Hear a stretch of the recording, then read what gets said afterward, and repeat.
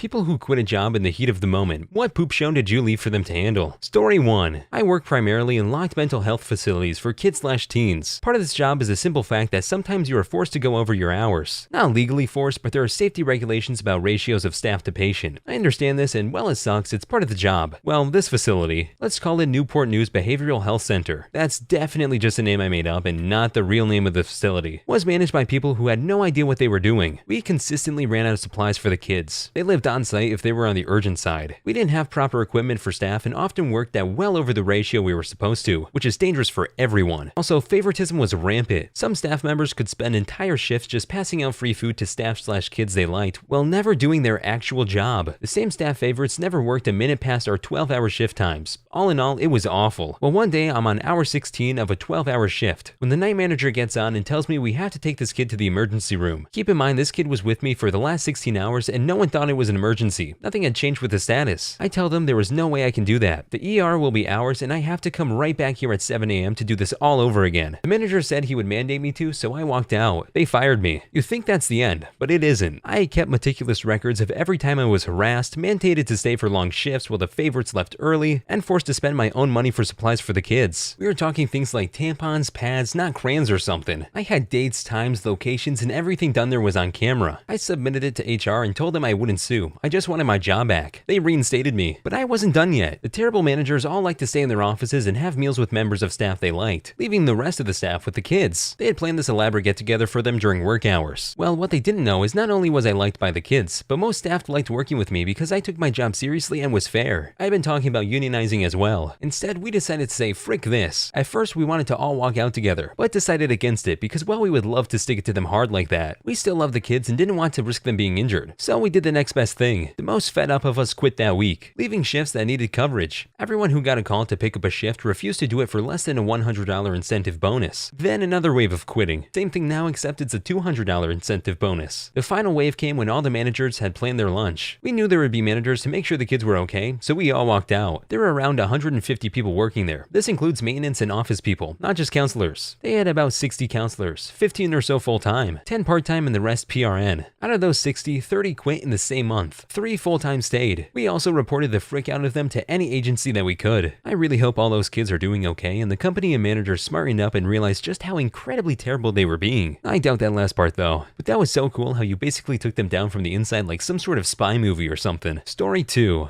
Not a real poop show, but more of a personal revenge. I got a small job this summer before going to uni so I could get a little bit of cash since the university I was going to was out of town, and I didn't want to go too deep in student loans. It was a small clerk job at a grocery store in a nice upper-class neighborhood next to my parents' place, so it was pretty easygoing as we mostly dealt with older people and young and upcoming adults. I'm a pretty social guy, so customers liked and recognized me in general, and honestly they would never be rude nor complain, which is pretty rare for a customer service job. Since I was trying to make the most money possible, I would always try to take the most shifts. I would always say yes when my colleagues asked if I could take over theirs. So I was at the store very often and knew the regulars on a first-name basis. And I think some of the other employees looked up to me when something had to be done, even if I was only a regular employee. The first 3 months went by like a charm. Unfortunately, my manager hired a new supervisor, Rhonda. Fake name. At the beginning of August, that was being transferred from another store because of the influx of customers to our store had really grown over the summer. Rhonda didn't like me from the start. I'm not sure if it's because I was basically doing her job already, or because she thought I talked too much, but she never enjoyed my presence. Maybe it was because she was so much older and needed to feel powerful. She would always make me do the dumbest stuff and at the wrong times, like organizing the recyclables when some aisles were empty, or taking out the trash when the carts were full. Also, on 2 occasions, she literally changed the time of my shift to an earlier time without telling me so she could say that I was late. One Tuesday morning, the manager was very angry when I came in and called me into his office. He told me he could understand that I was slacking. I wasn't, since the summer was almost ending and I would be leaving, but he never thought I would go as far from stealing from the cash register. I was flabbergasted.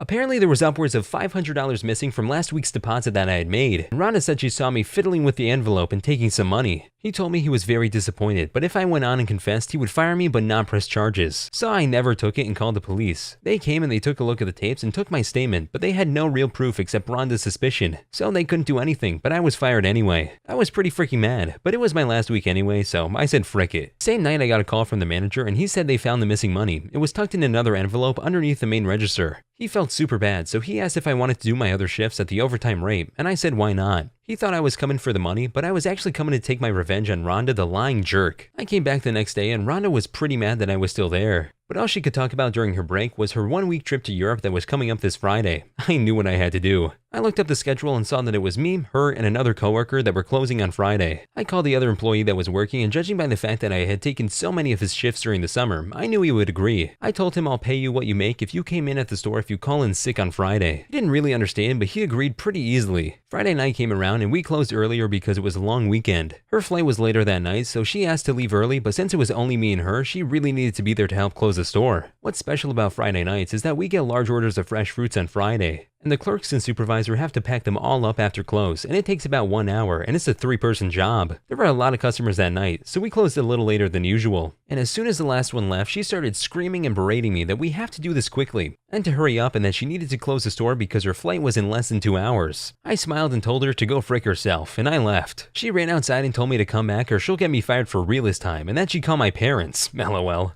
I told her good luck, it's my last day. The look on her face was priceless. I laughed all the way home. The next day, my coworker told me that not only did she miss her flight, she botched the job so badly that unbeknownst to me, she wouldn't be promoted to the manager position when our current manager would leave in the coming weeks.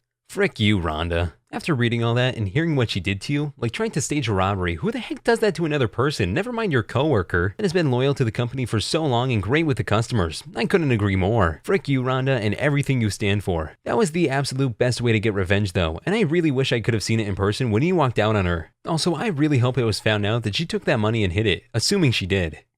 Story 3. Back in college, I was working part-time at the local KFC/Taco Bell. Usually a pretty chill place. End of the year is coming up, a bunch of holidays in a short span. Christmas Eve, Christmas, New Year's Eve, New Year's Day. Our branch manager was going on vacation for the last 2 weeks of the year. On her first day off is when the schedule came out for that time. I was scheduled to work all 4 of those holidays. I brought this up with the shift manager and she told me to take it up with the branch manager, to which I said, you know darn well she's on vacation, how can she change it? We were allowed to switch shifts with anyone without it being a big deal as long as both people agreed, obviously. I just let the shift managers know. Well, about 40% of our staff was Muslim and do not celebrate Christmas, while I am not, and I do. My family was getting together and celebrating on just Christmas Eve that year, so that was the only day out of the 4 I was even trying to switch. Nobody would oblige. So on my last day before the holidays, I told them that if they don't switch with me for at least 2 of the days, then I will not come in for any of them. They kinda just laughed it off as, yeah right. Christmas Eve comes in. It's almost 4 p.m. The end of the morning shift and the start of my evening shift. I'm at home with my family, and I get a call. It's one of the aforementioned persons that would not switch with me and also laughed my statement off.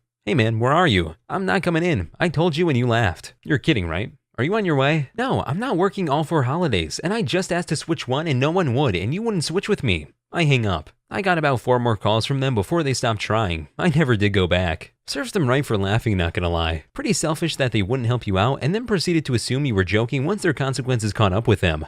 Story 4. I started a job building and troubleshooting electronic equipment. I was told I would get a raise after 90 days and again in 6 months. He hired a woman to do all the wire wrapping for a big order. There were only 2 of us, and I asked my boss how she was doing because I did not have time to examine her work. He said she's doing fine, she's really fast. I knew how picky the customer was and the directions they provided for the assembly were very explicit. Sure enough, we finished the project and it's delivered to the customer. The woman who did the wire wrap, quite immediately afterwards, everything she had done was rejected. It all got returned to me and it all had to be inspected and then repaired. I spent 3 months getting everything done. I went to my boss and said I was supposed to get a raise. He tells me he did give me a raise and I said it's not in my paycheck. We went around about it and I thought that's it, I'm done. I found another job when I told my boss I needed the next Monday off so I could do a physical for my new job. My boss was ticked and said you should leave right now. I said, are you firing me or giving me notice? Cool, and I immediately walked out. Now I was in the middle of fabricating and wiring a pretty large piece of equipment. I heard later when he realized when I left him. He got very angry and was throwing things and screaming. Couldn't have happened to a more deserving guy. From what I heard, definitely happened to the most deserving guy. I'm glad you knew your own worth enough to just go and find another job. If more people did that, although it definitely is hard to just find another job, I think more employers would think about how they treat their workers more.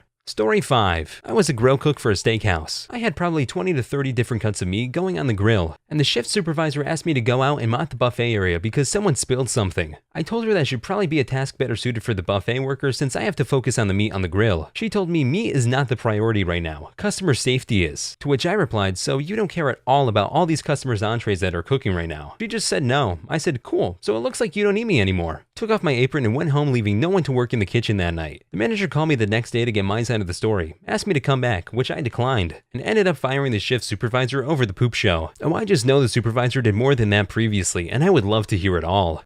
Story 6. Work as a glazier. Boss was a jerk in making us break union rules, so I quit and reported him to our union hall. He only had a crew of 4, him and myself included. We had 137 showers to install in the wine country resort, and only about 2 months to do it, and I was the only one with any experience installing shower doors. So I can only imagine the frickery that went on after I quit. Only 4 guys doing that many showers? That's both insane and impressive. Hope you guys enjoyed the video. Please like and subscribe for more videos to come, or else this spider will be in your bed tonight.